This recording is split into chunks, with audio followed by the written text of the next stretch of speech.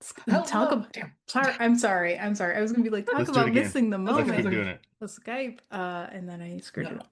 This is all staying in. No. All right.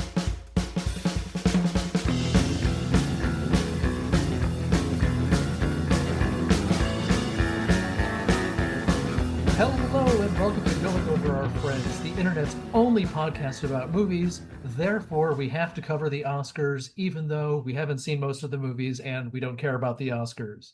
With me, as always, is Meredith. Hello. And with me, as always, for every Oscar show is Chris. Hello. Scooping fish and see them coming over the hills and ice cream. Don't think that they're coming to talk about ice cream. Don't know if they're friendly or not, so maybe run for your life. Scooping fish and... So, Chris, it's been a while since we talked to you. What you been up to? Same old. Working a bunch and going to school. So same old stuff. So Chris, as you may know, we cover Fred Olen Ray movies on this podcast. mhm.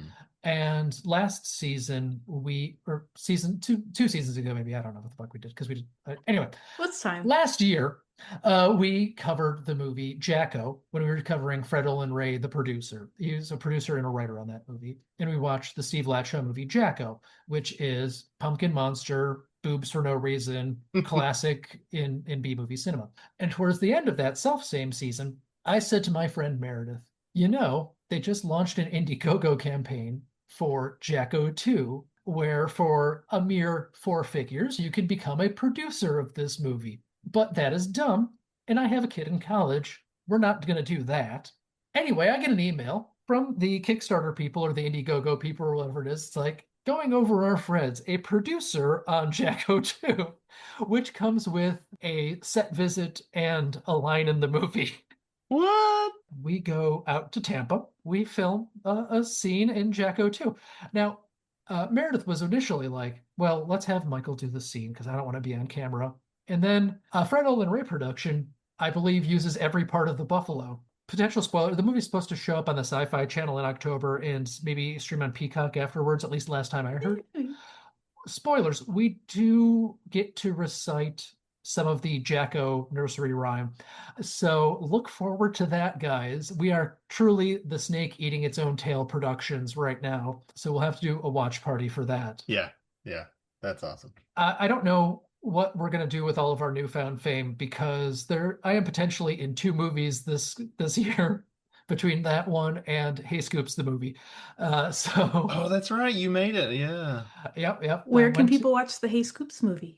It's still being edited, so I mean, it might take another 5 years to come out too. Who knows? Oh, It's a documentary, Yeah. about the Scoops and Scoop Fest and stuff Very like cool. that. So, Very cool. and then the other announcement is for next season. What are we doing next season?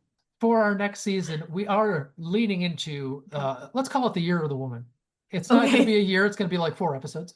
We are going to do what Fred Olen Ray refers to dismissively as women's thriller pictures, lifetime style movies. Turns out Fred Olen Ray in the 20 teens was making about 5 of these a year, so there's a lot of them. So if you have a podcast and you identify as a lady or an NB, hook me up. You can email the podcast from our podcast thing, text the podcast, or you can email me directly, wbxylo@thegmails.coms. But anyway, we've got the 98th Academy Awards. Mm-hmm. We're all really looking forward to it. Big stuff going on. Yes. So I guess new this year is casting. That's one of the 24 awards that is sitting before me. I don't know if we've got to go through all of these, especially things that we have no idea what they're about. We could make it up and pretend we know about what we're talking about. It doesn't stop politicians. Why should it stop us? That's true. Yeah. These casters, they're eating the dogs and the casts. I don't know if you want to talk about that. So for casting, it's pretty much the same nominees as for everything else. It's Hamnet, Marty Supreme, One Battle After Another, The Secret Agent, and Sinners. Yeah, I don't know. I mean, to me, casting, it's such a weird. That's weird to have that as an Academy Award. It's Well, and why are you giving it to the prestige movies anyway, when you can give it to something like Superman, which had great casting? I don't know. I don't get it. I have no dog in this fight. Meredith, do you have a dog in this fight? I do not. I think that casts are one small piece of a huge filmmaking puzzle. and that I've seen good actors give bad performances that seemed indistinguishable from their good performances outside of the larger movie container that the In the performance movie was container? in. Yes. Yeah. All right, so we don't care about casting. Don't care. I Nope. assume that none of us have seen any live action or documentary shorts. I Nope. certainly have not. Nope. Animated short? Nope. Nope. Unless it was, and it's been years, but unless it was in front of a Pixar movie, no, I have Yeah, not. let's see. It's Butterfly, Forever Green, The Girl Who Cried Pearls, Retirement Plans, and The Three No. Sisters. Nope. No. None of the No. above. Yeah, We're doing great so far, guys. This is perfect. that's right. Let's jump ahead to visual effects. Avatar 3, Fire and Ass. We've got F1, everybody's favorite movie based on a button on your computer. We've got Jurassic Park, the one with Scarlett Johansson. We've got something called The Lost Bus and Sinners. I saw like 30 seconds of F1. It's Brad Pitt It's Brad Pitt. driving in a car Mhm. in Yes. circles. Mhm. Yeah, he does multiple races in that movie, even though he's like 60 years old and 15 years older than the oldest F1 guy right now. Mhm. Is that like a reflexes thing? You have to be a youngish person to have quick reflexes to make Pretty much, yeah. the steering wheel go like, I don't know, 45 degrees to the left constantly around the circle. Well, Why did you put this in my head? Now I'm thinking of the perfect people that should be in the demolition derbies or like octogenarians. They're going to cause accidents anyway. Might as well put them. That's a great idea. Now you're talking, because retirement communities, they can get boring. We need enrichment for our elders. Which comic had the whole thing about we should have dying people star instead of stuntmen? Like, do you want your grandmother dying in hospice, or do you want her to be kicked by Chuck Norris? Oh, no. I don't remember who that was, but that was like a 20-year-old joke. But anyway, so we've got Avatar. I mean, always looks great. It's the only like all green screen movie thing that looks like an actual movie. I mean, it's a video game. That's what it is. I saw it. It was pretty, you know. Was it prettier than Jurassic World Rebirth? Jurassic World Rebirth did not look good. I don't think so either. I was thinking the same Yeah. thing. Yeah. So, and then F1, yeah. I mean, I really don't know I don't know what special effects they put in there. I mean, and that's probably a good sign for the special effects because I know they didn't just crash all those, millions of dollar cars, but Right. That's true.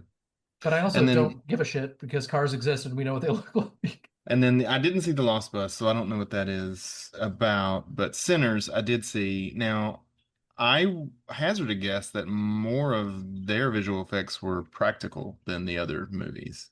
Well, I mean, if it's visual effects, they're talking about just the like CGI and like camera trickery and stuff like that. Okay. I didn't know. So it's yes. Are they? Well, I think that's probably going to be mostly for having two of Michael B. Jordan's on screen at all time.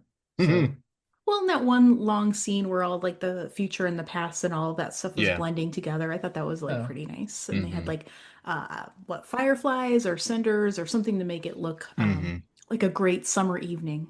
I vote Sinners. Yeah, I mean, I think Sinners is going to get it. I would be surprised if Avatar got it. Those are my top two. It would either be Sinners or Avatar. Yeah, and we've already seen Avatar's tricks a couple. So did you guys see Avatar? I've seen all the Avatars. I've seen the trailers for Avatars. So, so the third movie could have been the second movie. They just redid the second movie with the third and tacked on a little bit at the end. It's like, well, why did we even need the second movie? Well, it's just a little more of everything. Plus, now there's fire people, but we don't really get into the fire people that much. The little annoying Jack Champion guy gets the ability to breathe Avatar air without his gas mask. Is that a win for him? That's a total win for him. Yeah. I mean, that's great. It's a neat world. I don't get the science behind it. Okay. I have two issues with one with Avatar is in a world full of plants, why is there a higher CO2 content and that humans can't breathe it? That makes no sense. And then two, for Jurassic World Rebirth, this was what took me out of the movie. I can believe the dinosaurs. I can believe the mutations. I cannot believe you can start a car after 50 or however long, 20 years after Jurassic Park closed. Those batteries are dead, and a flashlight as well. Yeah, that's fair. Wait, are you talking about the new Jurassic World or the old Jurassic World? This one, Rebirth. Because in the Jurassic World, Jurassic Park 4, they also start up one of the original Jeeps from the Yes. park, and I'm like, the gas half-life is long dead. Like, Yes, what do you- exactly. like, Drives me crazy. yeah, but I mean, that's one of those things like shocking a flat line where you know that it happens in TV and movies all the time, but in real life it never happens. But I mean, at least in everyone's favorite movie, Battlefield Earth, like, when they fly those 100-year-old jets, it's scientifically accurate. Mm-hmm. All right. Okay, so related to the visual effects, we've got makeup and hairstyling. Frankenstein, Sinners, The Smashing Machine, The Ugly Stepsister, and Kokuho, which I don't know. I think Frankenstein's going to get it because everybody is in love with Del Toro movies and they're visually striking. But I really can't say for sure because I've only seen Sinners on that list. I don't know. I mean, I've seen the image. I haven't seen Smashing Machine either. But No one has seen Smashing Machine. Don't worry. It's the Safdie brothers split up like the Coen brothers, and one of them went to make a movie that people liked, and the other one went to make The Smashing Machine. So, but just on the image now, I don't know Kakuo. I'm not sure, or the Ugly Yeah. Stepsister. But The Ugly Stepsister is like a Shudder movie where it's a horror movie, and it's got like a lot of gross body horror, like she cuts off part of her foot to fit it in the sandal and stuff. Oh, As near as I gosh. understand, I haven't seen it, but like Wow. that's like the poster image of it. You know what? I want that one to win then. I want the Yeah. indie to win. Well, that was Yeah. part of the original fairy tale of Cinderella. Yeah, They yeah. hurt themselves pretty badly. Oh, that's before true. Marriage, Yeah. yeah. Well, it was isn't the important. original fairy tale of Cinderella with the fish in Are China? we talking about different original fairy tales? Well, I mean, the thing with the original fairy tales is they always say they were darker, but the darker ones actually happened after an initial thing, and it's a whole like Oh, cyclical really? thing. Yeah. Oh, well, I guess that's a conversation for a different time. But I'm That is a interested in different that. conversation. So yeah, Yeah. let's root for Ugly Stepsister because it's got the least money behind it. Unless Kikuyu really does. I don't know. I'm saying that movie wrong. I'm sorry. Yeah, me too. Costume design. Avatar, Fire and Ash. Are they costumes if people No. aren't wearing them? I no. Get that out of there. Frankenstein, so old-timey clothes. Hamnet, so old-timey clothes. Marty Supreme, so old-timey clothes, but less. And then Sinners. So some of the original costumes from Sinners, at least what I heard forever ago, and I can't attribute to anywhere, were actually made for one of the many Blade movies that Marvel was developing. They were. Yeah, I did read that. Yeah, because they were going to do it set in the 1920s. And Ryan Coogler is cool with Marvel. It's just like, hey, you're not using these. And they're like, yeah, go ahead. Yeah, so I say some movie that is using old-timey clothes is going to win. Yep. I'm going to bet Hamnet is going to get it. They always get costuming when they do period pieces. I'm going to say Sinners just because it's colorful, and I want movies with colors in it to win. Yep. I'm going to say Marty Supreme because I hate the costumes in it. He's basically in a wife beater. Yep. And sometimes, or a lot of times, things I don't want to happen. And I feel like Marty Supreme should have been nominated for makeup too, because they do a lot to make Timothée Chalamet look like he has bad skin in that movie. Oh, really? Like, yeah, they add pimples and like weird little hairs and stuff to him, and it's all subtle. But if it's subtle, you don't know what you're seeing it. So it's really hard to judge these things. Yeah. So production design, we've got Frankenstein, Hamnet, Marty Supreme, One Battle After Another, and Sinners. Now, what is production design? It's just like the overall look of the movie, basically. Oh. Like sets and stuff, right? Got it. Yeah, basically, yeah. I would go for One Battle After Another. I mean, just the different sets that they went with and that desert, the desert scenes. It's just real world stuff, though. I don't know. That's true. That is true. But I don't know. It's each. Let me say it this way: each set had its own feel. Yeah. And so when they're in the building for the when the Christmas Adventurers. No, okay, that too. But I'm thinking of the house full of the immigrants.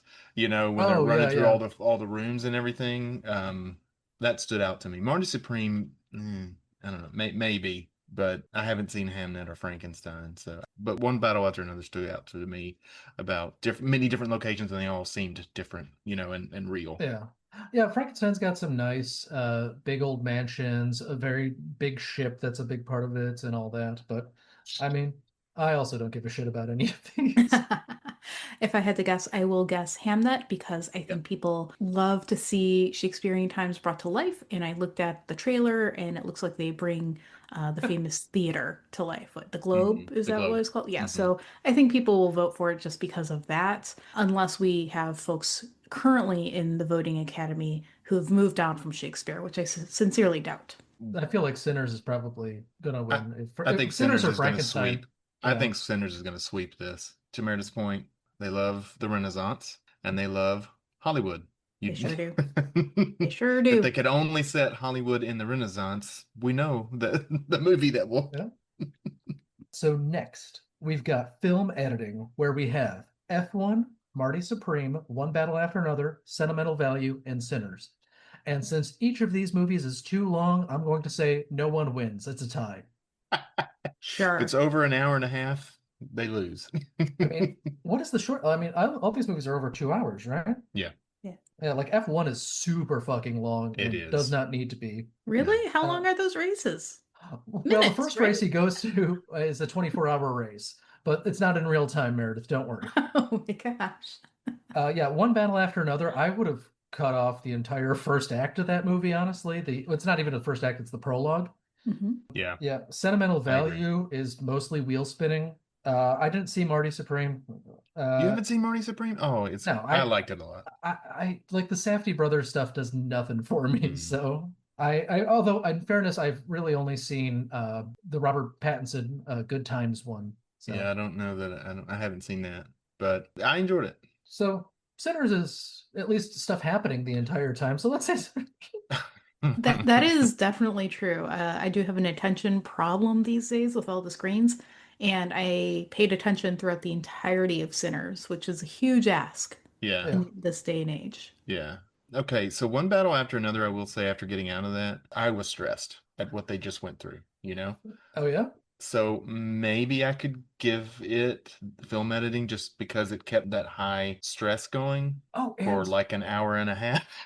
You know, I pretty much checked out about half an hour into F1, but I do remember, like Bohemian Rhapsody, F1's editing style was going for the most editing, where just this conversation was cutting to the reaction of like random people not in the conversation, like a cut every like 2 seconds, and it was nauseating. Yeah, I don't like that. Mm-hmm. So I will say, fuck that movie. It's perfectly fine, but... My sister would very heartily disagree. All right. So, no strong opinions about editing other than, like, whatever. All right. Yeah. We're flying through this, guys. This is amazing. We're so good. This is great. So we're really good at this. Yeah. Original score. So we've got Begonia, Frankenstein, Hamnet, One Battle After Another, and Sinners. I mean, you just kind of give this to Sinners? You got to give it to Sinners. Yeah. I like the score to Begonia. I don't remember what it is. And I could not tell you what the music in Frankenstein sounded like. Most of these things I've seen more than a week ago, and I never remember scores. Mm-hmm. Although I will say, I just saw at like a late night showing last night, William Castle's movie, The Nightwalker. Mm-hmm. And Vic Mizzy does the score of that. And it's like so freaky and weird. It's the guy who made the Addams Family song. So like that is a score, my friend. So Vic Mizzy, The Nightwalker. Yeah, yes, it is very creepy and spooky, mysterious and ooky. Okay. Oh yeah, we've got original song. I don't care. Yeah. I mean, original song hasn't. I think K-pop Demon Hunters is gonna win. Yeah, we've got. I don't know. Sinners may get it. Yeah, we've got a song from Sinners, a song from K-pop Demon Hunters, a song from Diane Warren, which I guess was a movie, a song from another movie I'd never heard of. And the song Train Dreams from Train Dreams, which I guess, was there a song? Nick Cave? Oh, that must be. But all right, give it to Train Dreams. I assume that the Train Dreams song is playing over the end credits and a rap in the style of, Go Ninja, Go Ninja, Go, or Deepest, Bluest, My Head is Like a Shark's Fin. Exactly where I was going. It's like, yo, I got these train dreams. No, this train runs on steam. Or back to the Addams Family. It could be the Addams Family rap from MC Hammer. Yeah. Or Whoomp, there it is, the Addams Family by Tag Team. Mm-hmm. They do what they want to do, say what they want to say. Oh, God. Lord. Now I'm going to have to listen to it. Thank you. How do you remember lyrics from that movie? What? The Addams Family. That was ingrained in us as children. Yeah. I mean, you can't sing a few bars of Deepest Bluest, My Hat is Like a Shark's Fin from the ending of Deep Blue Sea right now, Meredith? I could not. His eyes turn into a shark's eyes in the music video. You should, okay, everybody pause the podcast and watch LL Cool J's rap about sharks from the movie Deep Blue Sea. So don't threaten me with a good time. I will pause the podcast.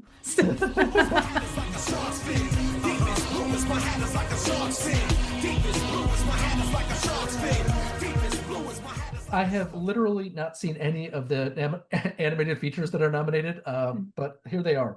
Arco, Elio, K-pop Demon Hunters, Little Amelie or the Character of Rain, and Zootopia 2. I have seen K-pop Demon Hunters. It was delightful, but shallow. Whoa. Stay down, K-pop Demon Hunters. There was nothing wrong with it. It was a movie for kids. Yeah. It was delightful. But I so can't. I slept through Zootopia 2? Yes. Yeah. I slept through Zootopia 2. This one also about racism? I did wake up. Sorry, you know what? We should have put spoiler warnings at the front. Oh well. It's Zootopia 2. I woke up in time to see the parody of The Shining, and we had just watched, my youngest and I had just watched The Shining like a day before. And so it was really funny to see them reenact the hedge scene of The Shining in Zootopia 2. Ooh. Whoa. Spoilers for me, Chris. I just told you I haven't seen any of these movies. Sorry. I mean, that might actually get me to watch Zootopia. There you go. They also do a reference to every 8-year-old's favorite movie, Silence of the Lambs, as well. Really? So, yeah. They do. Yay. Do you remember that as kids, though? All of our cartoons were based on R-rated properties. Oh, yeah. Like Rambo had a cartoon. We had RoboCop. The Toxic Crusaders was a cartoon in the 90s, which I'm like, the Toxic Avenger is like X-rated trash cinema, and I'm here for it. But like, yeah, Starship Troopers got, I think, a cartoon or at least a toy line. Yeah, we had Aliens toys, Predator toys. But, you know, back then it was such the days of monoculture. If something was popular, you know, you had to include the kids too. So, so documentaries, I haven't seen any of these. No. In case you don't have access to the internet other than for podcasts, they are The Alabama Solution, Come See Me in the Good Light, Cutting Through Rocks, Mr. Nobody Against Putin, and The Perfect Neighbor, which I think The Perfect Neighbor sounds like a Lifetime movie. It does. I heard about Mr. Nobody Against Putin, and it made me interested to watch it. I did not realize that the reason I heard about it is because it was being nominated. I did just watch a documentary this week. I watched the 5-hour doc of Chucky about all the Child's Play movies. Well, then. It is the perfect companion to doing a 1,000-piece puzzle. Like, you're just looking over and you're like, oh yeah, Catherine Hicks met her husband on Child's Play 1. He was the makeup guy. Okay. Oh. Yeah. Oh, Fiona Dourif laughs like Chucky. That's funny. And in case you don't know, Fiona Dourif is the daughter of Chucky. Brad Dourif, and she is Dr. McKay on The Pit. So everything comes back to Chucky, you guys. It does. I don't think I saw any of the sequels to Chucky, and I certainly have not seen The Pit. They're all banger after banger after banger. What's great is that they just started doing different genres after the third movie. Really? So Master Torgo on Geek Shock will tell you that if you watch the Chucky movies will bring you through the evolution of horror in cinema. Every new movie that would come out, they would take the tropes that were current, and that's the movie that they would produce. Nice. Yeah. So the second one is pretty close to the original, except he's in a foster family. The third one came out. They basically said, we want another movie in 9 months. So they rushed it together like, you did at the time. And they aged him up by replacing the kid actor with Jimmy Olsen from Lois and Clark, The New Adventures of Superman. And they put him in a military school to give it a whole different vibe. And then people were like, well, that's the same movie. So then the next movie, they were like, okay, we'll do Bride of Chucky, and we'll have it be like kind of tongue-in-cheek and camp. After that, they did Seed of Chucky, which was definitely full on in the like Scream era of meta narrative and stuff like that, where it's like John Waters getting killed by the seed of Chucky, and like super meta. And eventually Jennifer Tilly stars both as the bride of Chucky and a crass version of herself. And then after that, they make basically a haunted house movie. And then they make a movie set in an asylum after that. So with about like, possession. And they're all pretty good. If you say so. Yeah. I skipped over the remake. The remake is a mess. So I didn't know there was. Oh. Yeah, I watched it. It had Mark Hamill. I thought it had an interesting idea. It had like 5 interesting ideas and then went with all of them. Yeah, that's true. Yeah. International feature is Secret Agent, It Was Just an Accident, Sentimental Value, Surat, and the voice of the Hind Rajab. I've heard good things about Surat. It's playing at the Music Box as of next week, I think. But I mean, if Sentimental Value was the only one nominated for Best Picture, it kind of feels like it's going to win the Best International.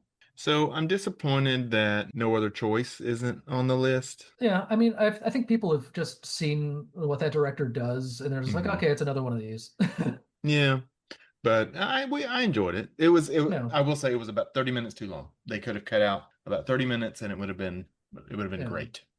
Cinematography, we've got Frankenstein, Marty Supreme, One Battle After Another, Sinners, and Train Dreams. These are all pretty good looking movies. I think Frankenstein looks dingy at times and is especially Netflixy.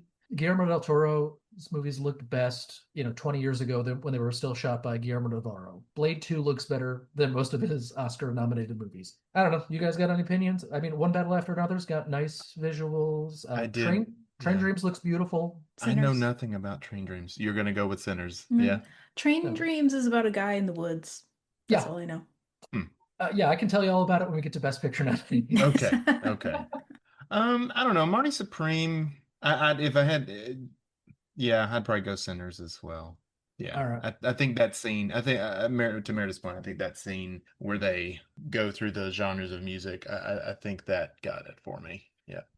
All right, let's do adapted screenplay. Man, we are being thorough. We're going through everything, even when we have no idea what we're talking about. No. We have every right to talk about these things. We know things. Yeah. Well, the thing is, I think we know that we don't know these things, and a lot of the people in the Academy also don't know these things, but they think they do. So, I mean, these people haven't even watched Dog Nap Hound for the Holidays, so they don't know. Right. We've been through this trial by fire. Exactly. So adapted screenplay, we've got Begonia, Frankenstein, Hamnet, One Battle After Another, and Train Dreams. I've seen Begonia and One Battle After Another. I liked Begonia a lot. Both of those movies are stressful as hell. I'm going to say we're not going to give it to One Battle After Another because they completely cut out all references to Godzilla. What the fuck, guys? They were supposed to have Godzilla? Yeah, there's mention of Godzilla. Well, there's an indirect reference to Godzilla in the original book, yeah. Okay. You went deep in this research then. You did. I mean, I remembered stuff I heard from a couple months ago, so... That is deep research these days. I printed out a sheet from Sirius XM. This is normally I do a couple hours of research for watching our movie, counting the time watching the movie, of course. Sure. This, I'm just like, I watched some of these. Yeah, but there has not been a single instance in our 26-year friendship where you've accidentally added me to a private group chat that I wasn't supposed to be in. So we're talking elite tier stuff here. Yeah.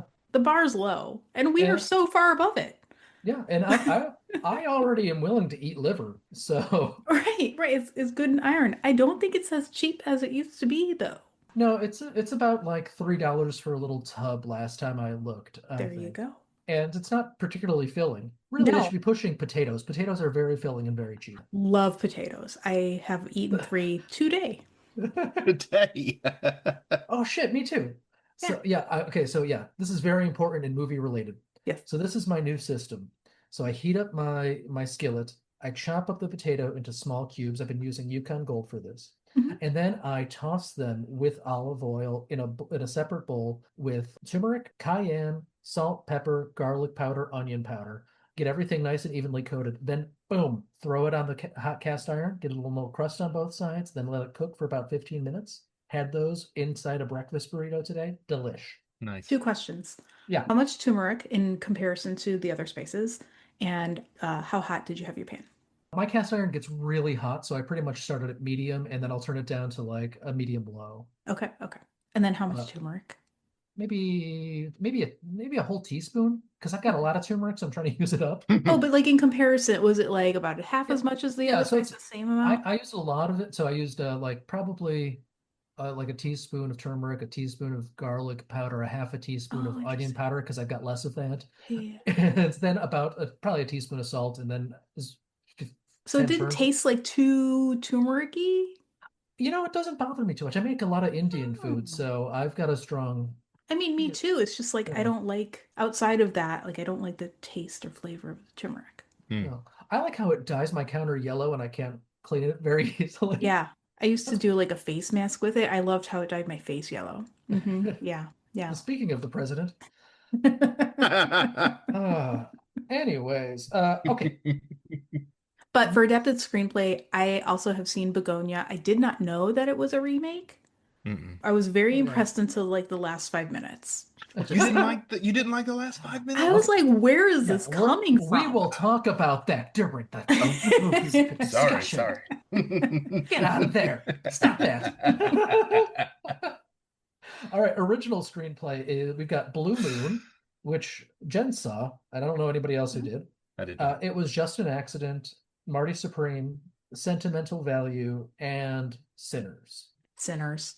I mean, Sinners probably, yeah. I think Sinners will get it. I don't know. Sentimental Value lately has been getting a lot of, buzz. So, although I will say my favorite part of Sinners is when they just did the scene from The Thing.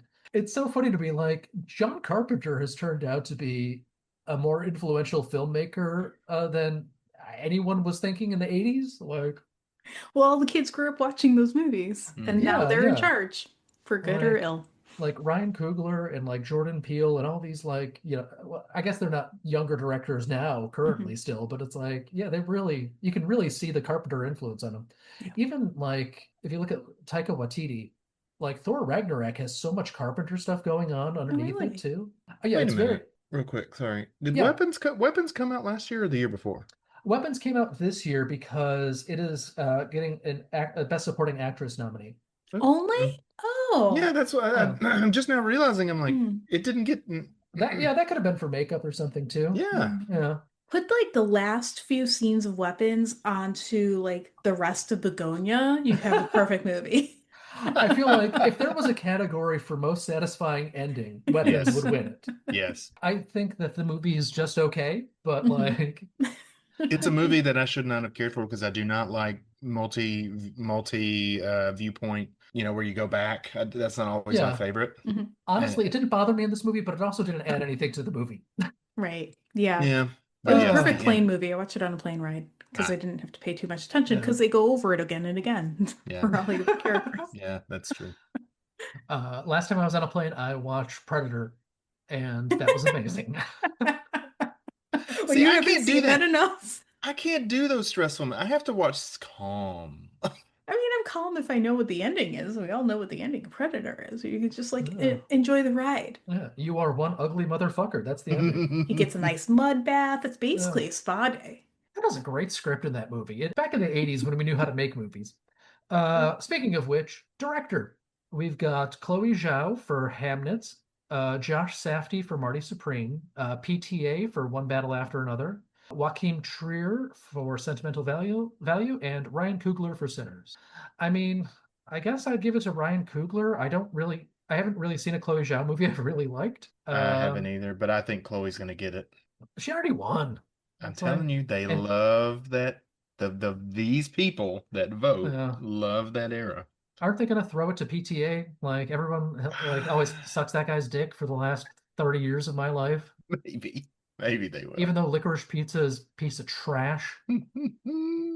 God. All right. Meredith, any thoughts? No, I'm going to abstain because I can't quite understand what a director does. Yeah. Well, and that's a good point, though, is how do they determine that where the director, unless you're on the set, Yeah. Look, here's my goalposts for directing. Clint Eastwood, he prepares so much. They get in there, they make the shot, and they come One out, take, and, yep. and they're going to get done with that film. Then you have the other side, and why is his name leaking out of my head? Eyes Wide Shut. Stanley Kubrick. Kubrick, yeah. Finally got there. Then you got Stanley Kubrick, who literally in that film, 20 days to film a guy walking to the pool table, and I don't even think he makes a shot. I think he just walks up there and says something. 20 days. Or No. what's his name too? Terry Gilliam. Like, we'll keep on doing a shot until the hamster in the background is running on the wheel just right. Oh, yikes. That's why I don't know. These creatives, I don't that's get why it. you want a director like Stuart Gordon, director of Reanimator, who would rehearse his movies like a play and then just shoot it, in a normal way, collaborative with the actors. No, and I think that's how Eastwood does it. They do the preparation in the beginning so that they're on their set, everybody knows what they're supposed to do, and they do it. Yeah, and I just 6 months ago I rewatched Unforgiven right after Gene Hackman died. Holy shit, that's a good directed movie. Yeah. So now we've got to the acting categories. Supporting actress. We've got Elle Fanning from Sentimental Value. Inga from Sentimental Value. She plays the sister and not like the main woman in that. We've got Amy Madigan, who plays Aunt Gladys in Weapons. Wunmi Mosaku from Sinners. And we've got Tiana Taylor from One Battle After Another. I think Elle Fanning was better in Predator Badlands than she was in Sentimental Value. Amy Madigan is like, it's weird because it's like it's already an iconic performance and one that's very memorable. So it's like, what are you rewarding? Like, are you rewarding verisimilitude? Are you rewarding like people going for big choices? I mean, all these people are pretty good, I guess. What do you guys think? I would give it to Amy Madigan. Yes, for that, but I don't know. Has she been nominated in the past? Has she won in the past? I don't believe so, no. Her biggest role before this was playing the love interest in Uncle Buck. Yes, I remember. That was exactly what I remember from. So I think if I was voting, I would give it to Amy Madigan just because she's where she is in her career. Elle Fanning and these others, I don't know, Wunmi or Inga, I don't know how old they are, but I think they've got time in their career. I would give it to Amy Madigan. I don't think any of these people are imminently dying. No. Amy Madigan, fun fact, is married to Ed Harris. So she could probably share one of his. I think he's got at least one Oscar. So she can like. It's her time to shine. But I like where you're going with this, Chris, because the Academy does give like. Thank you, Oscars. Yeah, and like we like you, Oscars, and backdoor lifetime achievements. Wait, are you saying that Al Pacino didn't deserve it for Scent of a Woman, but from previous performances? I really liked Scent of a Woman, but I was 10 years old when I saw it. So, or John Wayne winning for True Grit just because it's like, all right, thank you, John Wayne. Here you go. All right. That brings us to Sinners. Hey, that was a really good reference, Kennedy. I didn't get it at first. What reference? Well, because you referenced John Wayne in True Grit, and then the remake of True Grit had the actress who's in Sinners. Oh yeah, but not the one nominated. No. But put together. It's all a tapestry. The tapestry of this podcast. Yeah. Now, if Mrs. Josh Allen were nominated for an Oscar, I would vote for her because Buffalo needs something. Although the Sabres are doing great right now, hopefully they'll still be by the time this podcast comes out. Which is pretty soon, so it's going to be okay. Yeah.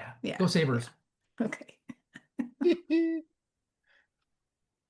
All right. So we've got leading actress. We've got Jessie Buckley from Hamnet, who, like, I don't like her face. I don't know. Like, every time I see her, I'm like, oh, get her off my screen.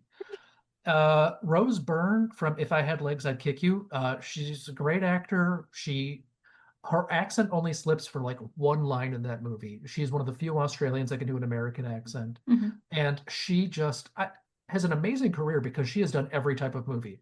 Like she's in comic book movies, she's in horror movies, she's hilarious in Spy and Bridesmaids, and she's got like this naturally sad face. So when she's in a tense drama like this, she's good.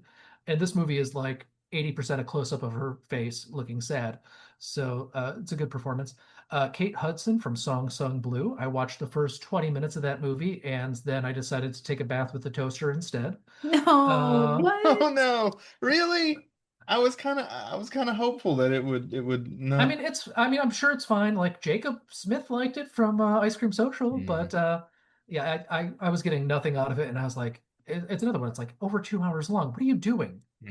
I thought they were playing like all of Neil Diamond's hits. That would be the reason. It's about like, carnies from Wisconsin, like playing Neil Diamond's hits. Yes. Yeah. See, that's what I didn't when I first saw the trailer. I thought it was, look, we've had, a Bruce Springsteen movie, yeah, you'd think it'd be about Neil Diamond himself, but that's what I thought it was. I was like, so I didn't even watch the trailer, and then a few weeks ago I was like, oh, it's about yeah. And we've already had the world's best movie about a Neil Diamond cover band, and that's Saving Silverman. Come on, guy. And no one even eats a big Montana in this movie, I assume. I've only seen bits and pieces of that, but I did see the ending where they got Arlie Ermy to be gay. Oh yeah, and that he's in the whole movie. But I just remember catching the end, and I was like, what? Continuing on, we've got Renate Reinsvi from Sentimental Value. I think that's the lady from. Is she the one from The Worst Person in the World? I can't remember. Looking her up. I can't remember, because there's a couple of women in that. Yeah. So she's basically our lead, and then we've got Emma Stone from Begonia. Who Emma Stone's always good. I think which I only saw again bits and pieces of La La Land. I think her performance in Begonia was good. Renate was in A Different Man. About the guy with the facial deformity. Yeah, I'm gonna throw out Kate Hudson because it seems like she's slowing down and not doing as many movies, and this might be her last chance. I think she's going to exit the film industry. You do? Well, I don't know how she's nominated for a weird comedy musical movie, but she does put on. It was this or The Skeleton Key. Come on. Well, she looks her age in the movie, and she puts on an ugly Wisconsin accent. So they're like, okay, fine. Here's a thank you, Oscar. Are you saying that the Wisconsin accent is ugly? Yes. It's basically the same as the Chicago accent. But worse, yeah. Don't you know? It's okay. So Chicago is slightly better than Wisconsin, which is slightly better than Rochester.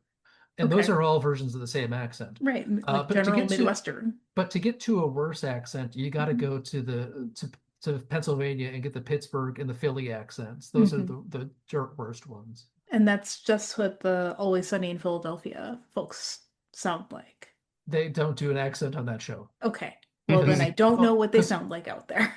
It's a lot of like the ooh sound in there. Like ooh, water, like go to the Wawas. No, that sounds. I can't really do it. Like, that's because I'm doing it. Because I can't help that.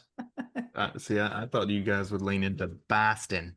Oh yeah, well, Boston you can't feel too angry about because basically every 2-year-old sounds like they have a Boston accent. So it's like, oh, you sound like a toddler. That's fun. Even though you just called me the R word. I mean, your parent. But yeah, let's give it to Rose Byrne. Great. That's our committee has decided. We like her. Sounds great. We'll give it retroactively for the movie Spy. See, I'm telling you, my idea of doing 10-year-old Oscars. I wouldn't say that Spy has had a cultural impact. It's a mostly forgotten Paul Feig movie.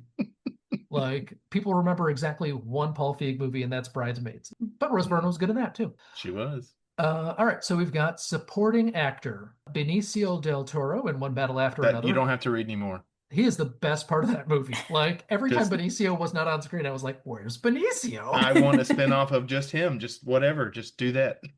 Then we've got Jacob Elordi for Frankenstein, who is tall and young and will have other chances. Delroy Lindo, this could be a nice thank you Oscar for him because he is old as hell. And he's been doing good work for the last 40 years. We've got Sean Penn, One Battle After Another. So we might have a split One Battle After Another vote. And then we've got Stellar Skateboard and Sentimental Value.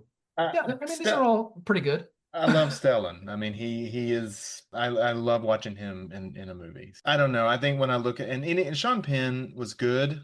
He made some wild choices. I also don't want to reward Sean Penn as a person anymore. That guy is so obnoxious. Wasn't he a bad husband to Madonna? Well, he would punch the paparazzi when they were out together. Yeah.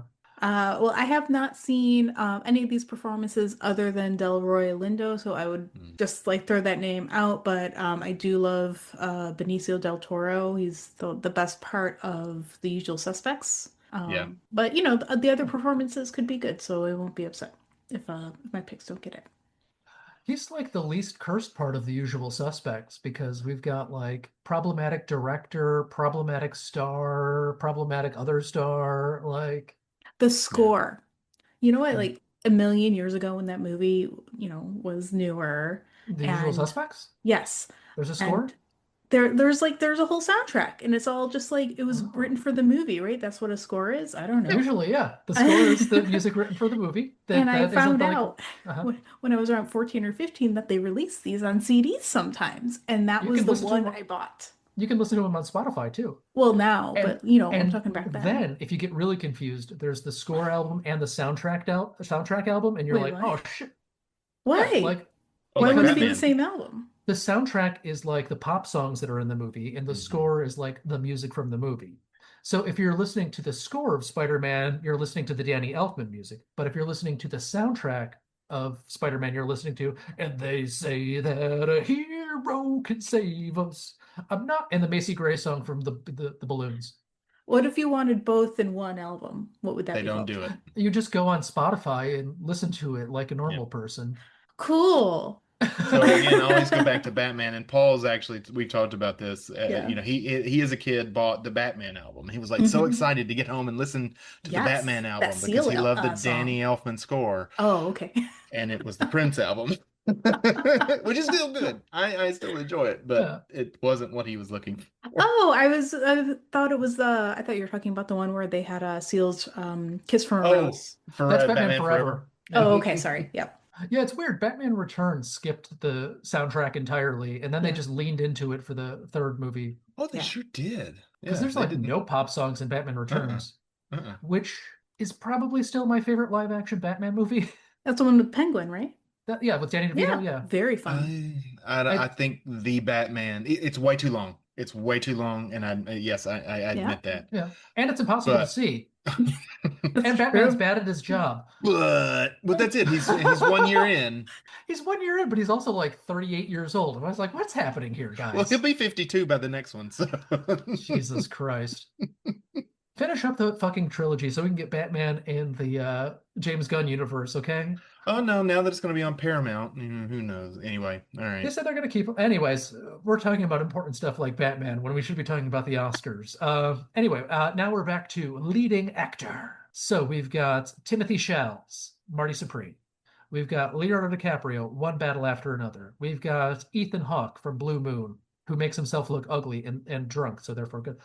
Michael B. Jordan from Sinners, and the guy from The Secret Agent, which I have not seen, Wagner Moura. So Timothy Chalamet has been campaigning for an Oscar for the last 10 years.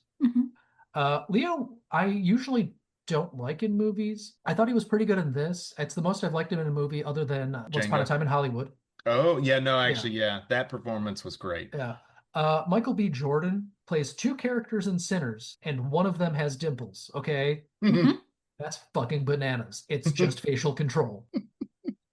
I feel like they're not going to give it to Ethan Hawke because I figured it out. I've cracked the code. Ethan Hawke is the male Glenn Close. And I know what you're thinking. Isn't Glenn Close the male Glenn Close? But no. Ethan Hawke. She was in Hook. Yeah. Ethan Hawke, who is, as you may well know, is the rich man's Christian Slater. This is like his fifth nomination, and he's never going to win. But he's good filler. People like him, and he's still out there making shit like The Black Phone 2, which is terrible. Wasn't he a bad husband to Uma Thurman? I don't know. I don't know the details on. I mean, he probably didn't nearly appreciate her feet as much as Quentin Tarantino did. So.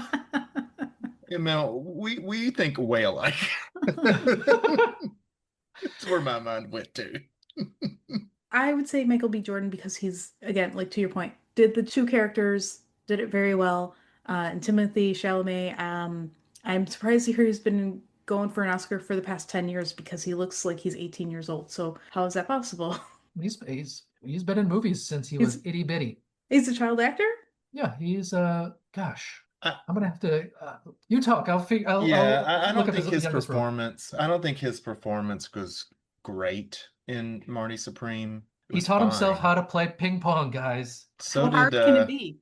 And he taught himself to play, he carried around that fucking guitar for years to know all the Dylan songs too. Like yeah. that Okay, well he's then he Oh, should have won for Dylan, not for yeah. this. He's crazy, but he's not crazy in that fucking Heath or not Heath Ledger.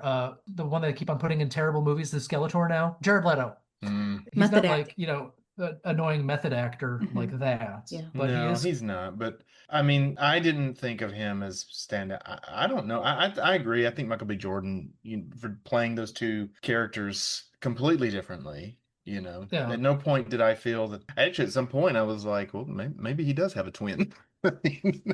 Yeah, it was that good. Honestly, the only twin performance I like better than that is you have to go all the way back to Jeremy Irons and Dead Ringers, Mm-hmm. where those characters feel so different and look exactly the same all the time. And I don't even like it's like subliminal to me knowing them apart. I really like Yeah. Sister Sister. Well, that's twins playing twins. Wait, what? Didn't know how much I miss her.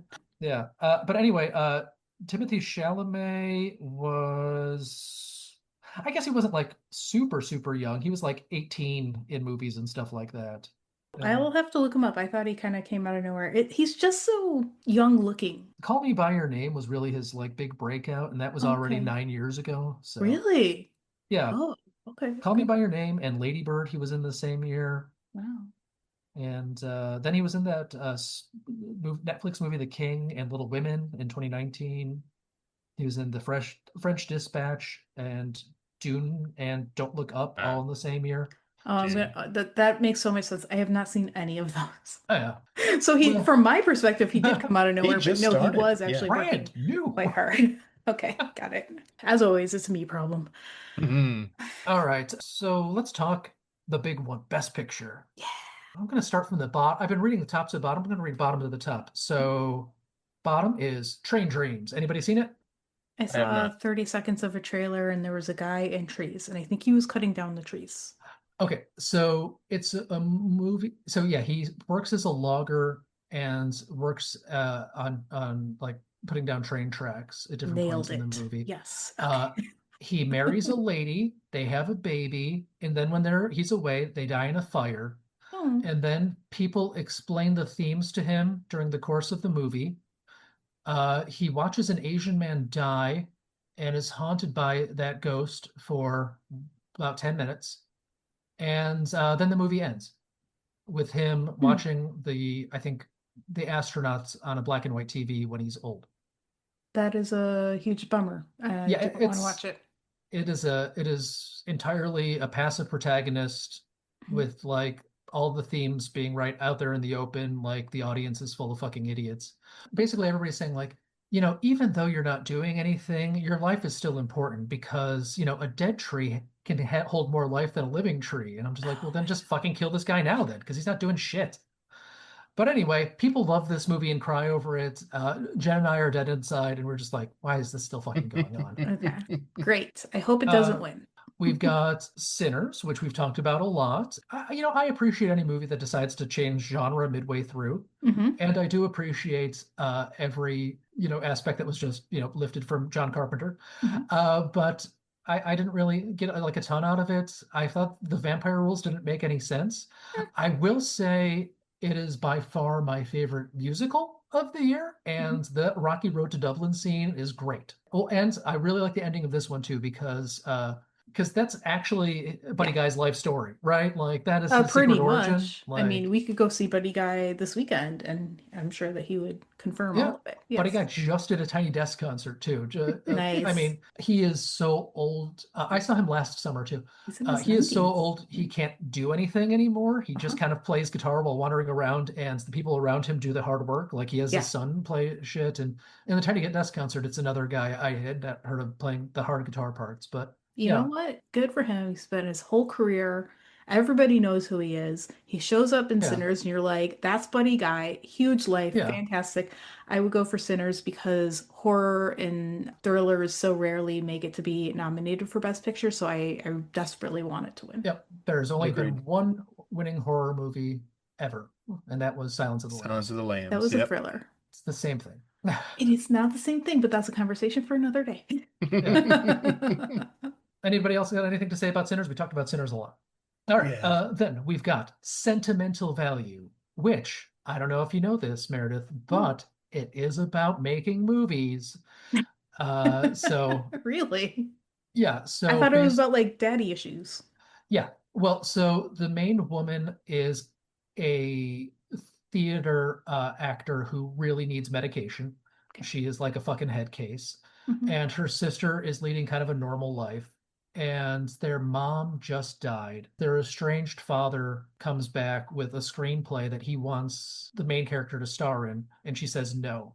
So Stellar Skateboard takes the screenplay and like hangs out with Elle Fanning, who wants to be in the star of the movie, and then it's a whole thing of like they're trying to make the movie with Elle Fanning, but she wants to do the accent and they don't want her to do the accent, and then she drops out, and the main woman, I think, wants to star in the movie. The movie just kind of ends. So Wow. yeah, but at least it's like 2.5 hours. The Secret Agent, I still haven't seen. I believe that's Brazilian. Is that the Brazilian one? I know Sure. that's one of those ones. I think the final act turned a lot of people off, but that's all I could tell you about that one. Oh, okay. I never even heard it before today. Yeah, Do you know if it's like because of violence or something else? I think it's something else. I think Okay. there's a tonal shift there Mhm. that people weren't prepared for, which Okay. is going to be a recurring theme for some of these Absolutely. movies. One battle after another. I was watching this movie. I'm like, we're watching this movie about revolutionaries of color, and of course, it's from the white man's perspective. Mhm. I really would have enjoyed this movie more if it were from the daughter's perspective, and then we could have a reveal about the mother, and then the reveal that the mother is actually a fucking rat. I don't know. I did not like how this movie was directed, and I didn't really like. I like the story fine, and thematically, I really like how Sean Penn wants to join this purity group, but no matter what he does and how useful he is to them, he's never going to be as pure as they want because it's fucking arbitrary, and that's what these groups are like. Mhm. And there's a lot of like relatable themes to it, but I don't know. It's not something I'm going to revisit. And the villain from Ghost is still a villain in 2026. Oh, that's the president from Scandal, right? I don't know. I can't remember. I just remember I was like, I know this guy, and I got Wait, home. the and guy I who was got like, dragged into the Yeah. shadows? Yeah, That yeah, guy? yeah. Oh, I love that guy. Yeah. He was really good in getting dragged into the shadows. Yeah, it's been a while That since I saw that, but I think freaked me out as a Oh, kid. yeah. Yeah. Core memory here. Yeah. Uh-huh. Like I did not want to like you walk around the shadows in the dark. You know- Well, I'm not out here killing and scamming people, so I can walk in the shadows just fine. Let's see, what the hell is that guy's name? Oh, Tony Goldwyn, best known by me as being one of the people killed by Jason in Jason 6, Jason Lives. He and the guy who played Horshack are like the first two people to Yeah. die in that movie. Oh So my gosh. That's Oh. one I have not seen. I've seen all of them, I think, except for that one. well, Jason Lives is the one where he gets struck by lightning and he's in his grave, he gets struck by lightning, and then he comes back as a zombie, and basically that starts the new status quo. Wow. So we're covering all the important stuff. Yeah, pretty Chucky, much. Jason, Mhm. Oscar contenders We're gonna get Freddy in there. continually. Yeah. I mean, I'm sure we can connect one of these Any movies minute to now. Freddy. Mhm. All right. Then we've got Marty Supreme. Mhm. I didn't see Marty Supreme. Yeah. Yes, ping pong. Yeah, it's ping pong. Yeah. It And is it's ping like- pong, but it's New York. It's Oh, New Hey. York ping pong. well, it's seedy New York ping pong, Oh. but it's more about the drive of him doing anything possible to make it, right? I mean that's really all that it's about. And there's money in ping pong? At least in the 70s, I suppose. Like, is this a real thing? Is this like a based on true story, or is it It's just based on so the guy it's based on a true story, but Okay. You can't it's see the kind of like quotation marks that Chris is Yeah. throwing up right Yeah, now, but yeah, But you can it's- hear them, right? unreliable narrator. I think it's Yeah. Oh, okay, that makes sense. That makes sense. Because I'm just thinking Yeah. what are people doing? Betting on ping pong? yes. Like come Also- on. I don't know why you want to cast Mr. Wonderful in your movie, the guy from Shark Tank, when there are actual actors that aren't fucking assholes out there defending the Trump regime. Look, yes. Well, I mean, and Roman Polanski makes pretty good movies too. Penn Jillette's in it too. He's no. Yeah. I mean, he has acted, but he's no actor. Superman, The Others. I know. Good for Marty Supreme. Good for Marty Supreme. I mean, that's the regular Marty, but with sour cream on it. Yes. Hamnet. So my wife went to see Hamnet because she likes to see all the Oscar-nominated movies. And I was like, great, I'm going to go see Send Help instead. Let's talk about Send Help. I loved it. Send Help was really good. Okay, so I feel like Send Help probably could have been trimmed a little bit too. And it wasn't my favorite Sam Raimi movie, but it was so nice to have a Sam Raimi movie back. Mm-hmm. And one of my favorite scenes probably in the last 5 years is at one point she has Regina George has been poisoned by her evil boss who's trying to escape in this raft that he made. The guy in the raft fails miserably because he's bad at everything because he's a fucking Nepo baby. He's like dying, so she drags him back to shore, but she's still poisoned, so she's giving him CPR and like throwing up on him at the same time. She's like throwing up into his mouth while giving him CPR. It is the fucking best, man. Yes. That sounds awesome. It was great. Yeah. It's got a very obvious twist in it, but I'm like, oh, fine, it's fine. Yeah. I mean, I saw the trailer for that. I do want to see it. I do not mind spoilers. That makes me like want to see it more. And I just like I clocked it right away. I was like, workplace tensions, and you just play it out. Yes, sign me up for that movie. My youngest literally jumped out of his seat at one point. Nice. Oh, was it with the boar? No, it was the jump scare in the dark. Oh, okay. The plane crash scene of that is amazing too. Mm-hmm. That is awesome. Oh my gosh, that was fucking great. So Best Picture, Send Help. Well, for next year, because Send Help came out. Send Help came out this year. Cool. So Hamnet, my wife was like, yeah, it's a book people liked. Everything was shot too closely with shaky cam, and I hate that. That was her basic review of it. And I was like, I know I'm not going to like this. I don't. Blair Witch, but Shakespeare. Yeah, I mean, we've already had one Shakespeare fanfic movie win an Oscar. I don't know why we're doing this, going back to this but a generation has passed is why. Yeah, I guess it has been 25 years or so. Yeah. So, all right, Frankenstein. Frankenstein was just kind of a movie. Yeah. Frankenstein's funny, though, because it felt like pretty much every actor in that movie was in a different movie. What's his name? God, Moon Knight, Oscar Isaac was doing one thing, and then Mia Goth is doing another thing, and then Jacob Elordi is doing a third thing. And then the movie feels like, well, we're doing a gothic horror, but also with superhero elements to it. And then it was just like, it didn't feel very cohesive to me. Yeah. And it felt, again, about half an hour too long. And I've seen it. I've seen Frankenstein. Same thing with Dracula. I saw Nosferatu. I tried it, and I was like, I think I'm done. I think I'm just done with vampires and Frankenstein. I fucking loved the new Nosferatu. I think that was great. But I will say, Luc Besson, speaking of good men, Luc Besson, definitely not a pedophile, made his version of Dracula this year that everyone says is just Bram Stoker's Dracula, except they replaced the sexy brides with gargoyles. And I don't like what's his name in that? Why is the guy from Django Christoph Waltz was in it? Yeah. What is he doing? Christoph Waltz. I know you don't do that many different things, but you can probably be in a movie that's not like that. Jesus Christ. I don't know why you act after doing Inglourious Basterds. That performance. You're done you can't beat it. Yeah. You could just, do whatever you want and just have a quiet F. Murray Abraham career. Speaking of people who sexually assaulted people, probably. Jesus. Anyway, Frankenstein's a movie. I like Guillermo. Every time I watch a Guillermo movie, I'm like, I wish I would have liked that more. You know what? The next Guillermo del Toro movie I want to see is Hellboy 3. I don't care if they have to animate it. Just finish the damn trilogy. But Selma Hayek's got, she's ill now. Blair. Selma Blair. Selma Blair. I'm sorry. I was lucky to get the first name right. Is Selma Blair even in the second movie? I don't even remember. She was. Oh, wasn't she? Was? Okay, yeah. They got rid of the boring white guy. Yeah. Selma Blair is terrible in Hellboy. But she plays the character, and that's part of the trilogy. And like, you can't just like Look, Hopper from Stranger 13. Things is everybody's Hellboy now after that successful movie, Hellboy, the Crooked Man? Or was that the animated one? He was in just Hellboy. It was just called Then they Hellboy? made Hellboy the Crooked Man, and it went straight to DVD. Oh. Yeah. But I hear it's not great, but it's not horrible either. It's Mike Mignola wants to do his own thing. It's kind of, this is Yeah. it. The best is you got to get the creator, the original creator out and say, just let this, person take it and give their spin on it. Sometimes you need to follow the creator's vision, which is why everyone prefers the TV movie remake of The Shining to the Kubrick movie The Shining. Because I mean, when you think of Jack Torrance, you think of Steven Weber from Wings. Yeah. I like how my brain won't immediately remember Oscar Isaac, but Steven Weber's in here forever. Yep. Like the cast of Wings, we've got Tim Daly, we've got Steven Weber, we've got Thomas Hayden Church, we've got Tony Shalhoub.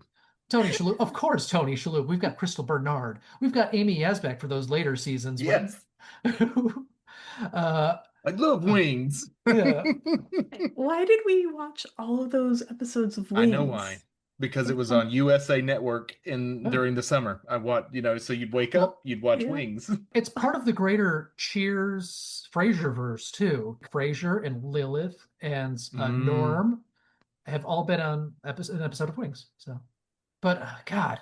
We have gotten anyway. All right, that's Frankenstein. That's Frankenstein, guys. Watch Wings. Then we've got F1, which is Rocky, except Rocky wins and they're in cars. I liked it the first time when I saw it, and it was called Days of Thunder. Okay. Oh man, I kind of wanted to watch Days of Thunder after that because at least there's not like 5,000 characters that we don't need thrown in there. Like, this is from the same director who made Top Gun Maverick. So they threw a lot of money at him. From what I understand, people liked Top Gun Maverick because it was ghost directed by the guy who made Tom Cruise's Mission Impossible movies. Anyway, F1 sure is a movie. And then we've got, speaking of movies with divisive endings, Begonia. Which I said before, I'm going to keep on seeing this guy's movies until I like one, and I liked this one. So... The director's guys or Jesse Plemons? Yorgos Lanthimos. Yeah, Yorgos, yeah. Because, I saw Kinds of Kindness, which was 3 not very good movies back to back to back, and I kind of got Stockholm Syndrome by the time we got to the end of his Frankenhooker movie. It's not as good as the original Frankenhooker. But yeah, no, I liked Begonia. I thought the ending was hilarious myself. I know a lot of people thought like, well, that negates the whole point of the movie, but I was like, it doesn't really. I think a lot of people I knew the broad strokes of the twist going in, so I didn't feel that sense of betrayal from it, which I think turns a lot of people off. So I don't know. Well, it was a different movie. Like the ending was to a different movie. I went into it cold. I didn't know what it was about. I didn't even know that it was about like a conspiracy theories. I was just like, somebody kidnaps Emma Stone, shaves her head. And then when we get to the end, I was just like, what movie is this? What are we doing? Why? Just all sorts of whys. I love, because I went up to that moment. She's just messing with them, trying to get out of this. It was her, she like Mel just said, she's got Stockholm Syndrome. She's, whatever, or, is she manipulating him? Is she going along with it? And then, he blows up and then she comes back and I was like, what the hell is she doing? And then, the twist. And I'm like, I won't say all the time, but I do enjoy when a movie will twist your expectation. Also, I want to say Jesse Plemons, I love. Like, that guy is so good in fucking everything. He is really the Spencer Tracy of this generation. I have to say that in these terms because I'm 150 years old. But he's so good in pretty much everything I've seen him in. We used to call him like the poor man's Matt Damon, but now we just call him Jesse Plemons. Yeah, he's a better actor than Matt Damon ever was. I know, it's like such a huge, like, it's so rare that somebody kind of escapes that, like, oh, you're just like a new version of this other actor. Like, no, he is ascended. He is now the top level actor. He was in Civil War. Yeah, he was he was that. he's in one scene of Civil War, and they put it in the trailer because Yeah. it's the only interesting thing going on in Civil War. Yeah, and he was the best part of Kinds of Kindness. He was in a really good miniseries based on a true story with Elizabeth Olsen called Love and Death, which is weird because within the course of a year, we had two different miniseries about the same story. It's about like a Texas housewife who murders somebody. Oh. It was Candy was the Jessica Biel version on Hulu, and then Elizabeth Olsen was her in the HBO version in Love and Death. Oh, okay. I was bored mostly by The Killers of the Flower Moon, but Jesse Plemons was great in that. He was the only interesting part of Power of the Dog, which is a fucking slog to watch. Back to Killers of the Flower Moon. Yes, it was way too long, but the way that they ended the film, I thought, and look, it's the last 3 minutes, right? But the way that they ended it as a radio play. Oh yeah, I was instead of just the text of Poochie died on his way back to the his home planet. But I mean, you know how movies do. It's like, well, this is what really happened. They did it as a radio play, and I thought that was very innovative. Sorry to derail, but no, it's great. That stuck out. That part of that film stuck out to me. I mean, you could like bring it back to Wings, and then we'll be golden. Well, we can talk about how Jesse Plemons was his most famous performance is from the movie Game Night. Okay.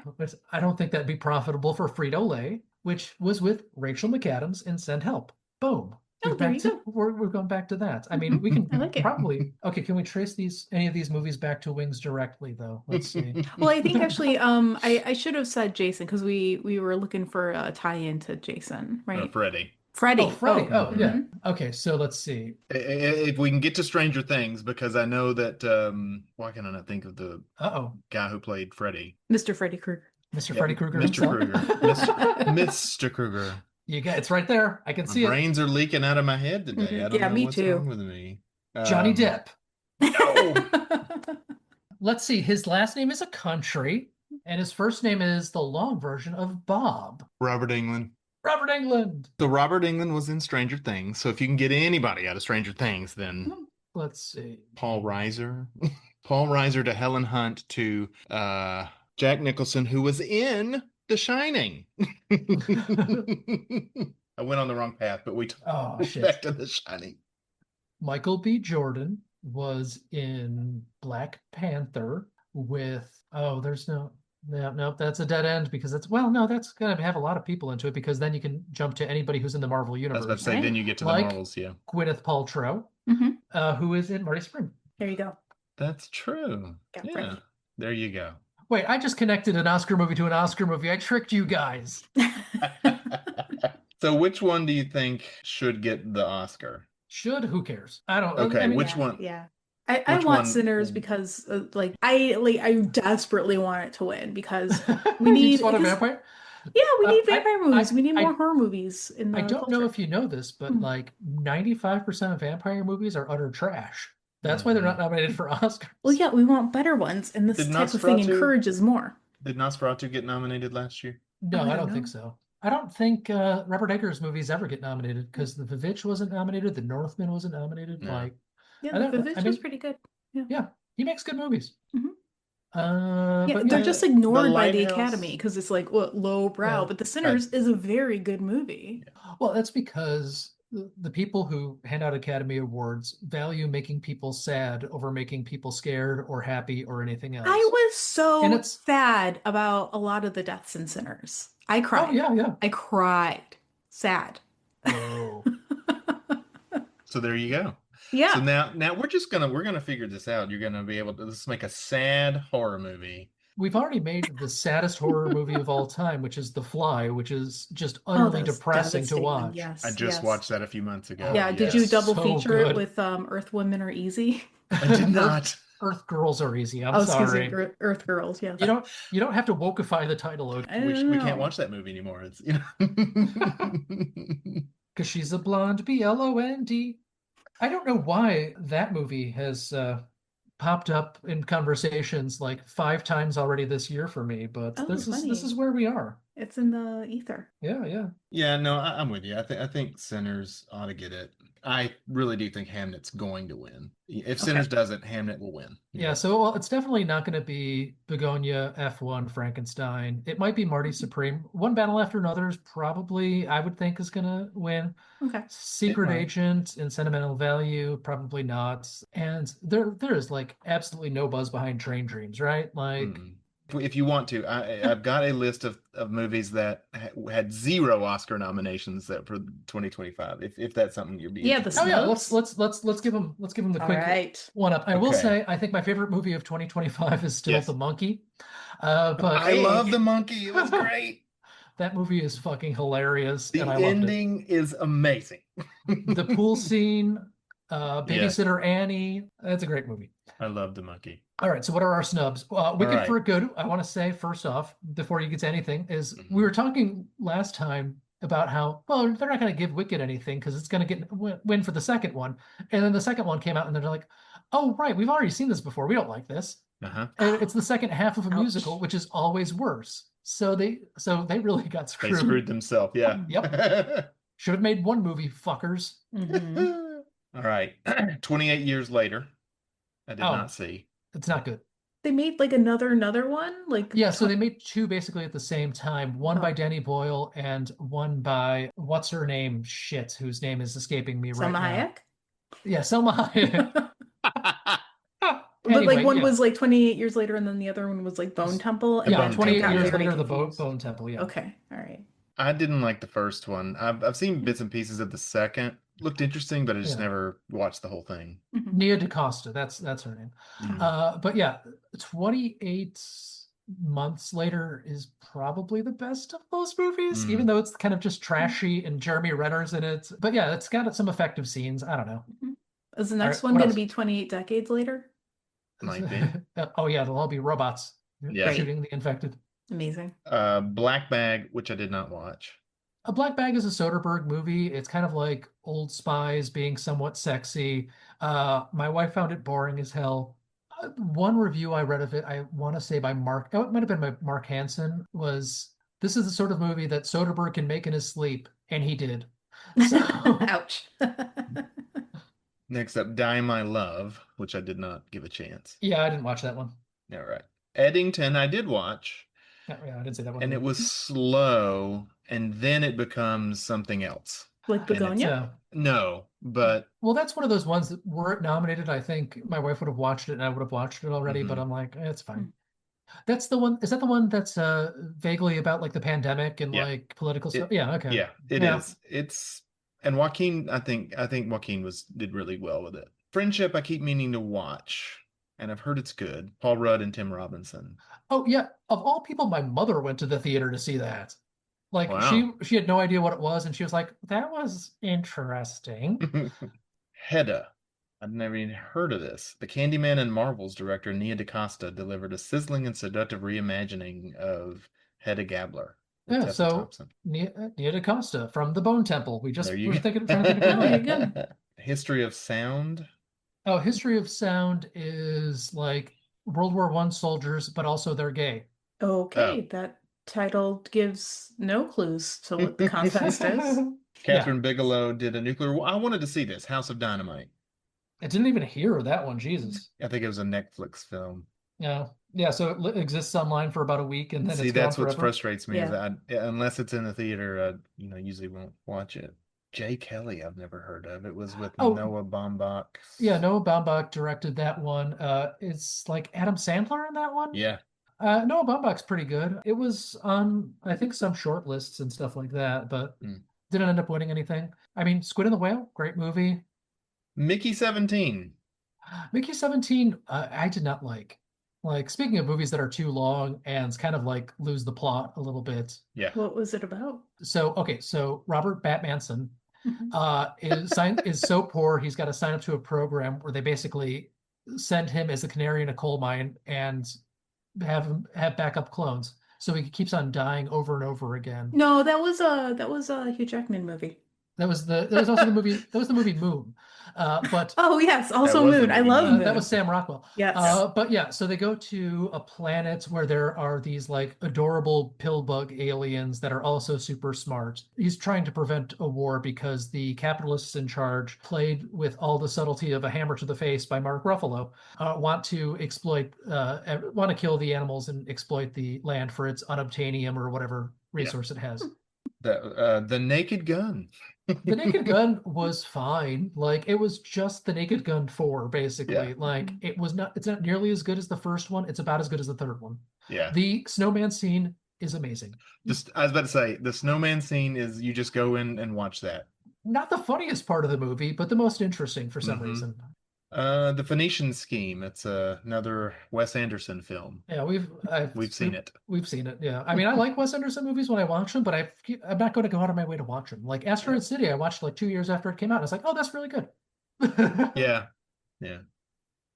All right, last one. Warfare. My son went to see it, and my oldest, and he loved it. What's But it about? I wouldn't even give it. It's a combat thriller. It's like a real-time combat thriller. It was an A24 joint. Oh, I lied. I thought these were in alphabetical order. Superman. Okay. I loved Superman. How many Supermans do we need? We need this Superman because this is the best Superman. It is the Really? best one. So yeah, okay. So opening weekend, I saw Superman in 4D. What does that mean? That means you're in the fucking seat that vibrates you and makes you feel sick, and it's terrible, and they shoot water in your face. Okay. Then on my birthday, I saw Superman in 3D. And what does that mean? That means I had to wear stupid glasses, and then I had to go walk back to the ticket takers and say, your projector's messed up, everything's blurry, you got to fix it. Then it came out on HBO, and I watched Superman in 2D. So I've been trying to find it in 1D this entire time, and I cannot. So if anybody wants to send Superman to me in 1D, to me, that would just be a picture, and you get to listen to the soundtrack. Yeah, Nathan Fillion is my best supporting actor this year. Yeah. Wait, who plays the new Superman? A guy from basically nothing. He was in Pearl. He played the love interest in Pearl that she murders. Corn Sweat? Oh, yeah, with David the pitchfork? Yeah. Pitchfork to the chest? Okay. Mm-hmm. Yeah, and then the marvelous Miss Maisel plays Lois Lane, and she's great. She's great. And then About a Boy plays Lex Luthor, and he's great. Okay. And and there's whoever played the Element Man. Oh, it's the guy from Barry, the like Eastern European gangster guy. Yeah. Okay. And so you're saying that this is better than Christopher Reeve and Margot Kidder? Yeah. It's more comic booky than that. Like you got to overcome your nostalgia for it, but yeah. Like Original Superman is a great movie. I will say that. Like it is great. I love the story makes sense. The only thing I don't like about the original Superman movie is how they cast a different actor to play like 20-year-old him who doesn't look anything like him. Yeah. Sure. All right. So are there any other snubs on your snub list? The only other one we talked about was Wicked. So that was yeah, which I didn't even see. It's going to be on Peacock. No, I saw the first Wicked eventually. Yeah, there were new songs in the second Wicked.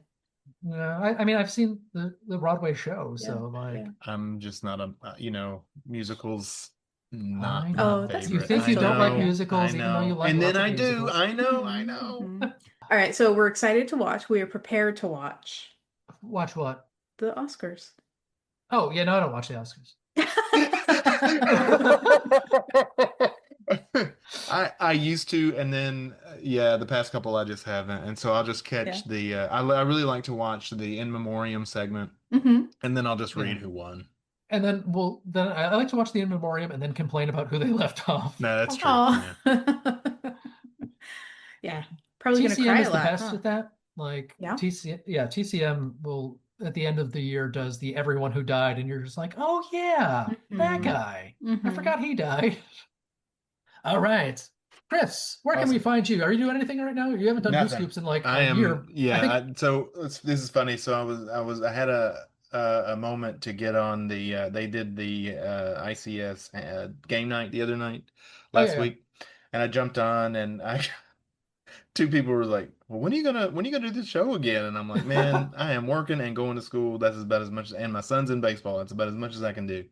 And so then Mike, I can't remember his last name off the top of my head, but anyway, so Mike said, well, well, when is ML Kennedy going to come back? That sounds like Mike Nelson. It was Mike Nelson. Yeah. And I said, well, funny enough, this weekend we're going to be. Yep. So yeah, I'm very rarely doing anything. So, but again, as always, I appreciate you reaching out. It's our weird tradition of unqualified Oscar preview. So qualified. We are qualified to do this. Yeah. If those people are qualified to like start a war randomly one weekend, we can do this. That's true. Our predictions are qualified. And we'll say it like that. We make many qualifications when we say things about it. We will never have a follow-up call to determine how accurate we were. This just lives as it was. And it's unknowable. It's unknowable who could tell? how accurate we were. I mean, I've got parlays on all this shit. What are you talking about, man? Now that corporations make money off it, sports gambling is perfectly moral, just like weed and scalping tickets. I have noticed that a lot of the downtown lunch spots, like deli counters and stuff, grab your sandwich and go, are turning into weed dispensaries. So that's the economy right now. We need something to get through the days, I guess. Sure. Not here in the South. Not here in the South. Oh, that's making anybody happy? No. No, Jesus. You need more Jesus, Chris. Okay. Is this it? I think this is it. I think we've gone really fucking long, but it's fine. That's fine. No, again, look, we only do this once a year, so this. Yeah, exactly. And we've talked so much about our personal lives, and of course, Freddy Krueger. That's right. Who was with the first movie had Johnny Depp in it, who was in many movies with many famous people. I'm sure you could connect it to something. Well, his daughter, Lily Rose, was in the Nosferatu. That's true. Yeah. And then with Willem Dafoe, who was in Yorgos's Kinds of Kindness with Emma Stone, who was in Begonia. There you go. Got it. Thank you, Green Goblin, for all you do for us. I'm trying to think of the old beach, you see, I have that in my head is like, well, when I was going through my tough times, I only saw one set of footprints. And that was for Willem Dafoe, who played Jesus in The Last Temptation of Christ. He's a good Jesus character. All right. Thanks for listening. Thanks for subscribing. I said it like a real person. Anyway, see you next time. Bye. Bye.